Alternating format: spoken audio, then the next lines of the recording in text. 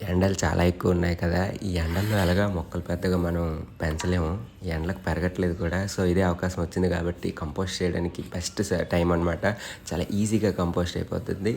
మన దగ్గర గార్డెన్‌లో వేస్ట్ అంతా ఒక గ్రో బ్యాగ్‌లో వేసి, పాత మట్టి, ఎండుటాకులు ఇవన్నీ ఒక గ్రో బ్యాగ్‌లో వేసి, దాని మీద ఒక ఫుల్ గ్రో బ్యాగ్ అంతా ఈ డ్రై లీవ్స్, పచ్చది మొత్తం కటింగ్స్, ప్రూనింగ్స్ అన్నీ ఉంటాయి కదా! అవన్నీ వేసి, ఈ చూపించినట్టు దానిపైన మట్టేసేస్తే దానిపైన ఫుల్ ఒక 3 ఇంచెస్ వరకు లేయర్‌తో మట్టి వేసేసామనుకోండి, ఈ సమ్మర్‌లో ఫుల్ డీకంపోజ్ అవుతుంది. దానికి అడిషనల్‌గా మనం తయారు చేసుకున్న ఓడబ్ల్యూడీసీ ఉంటది కదా!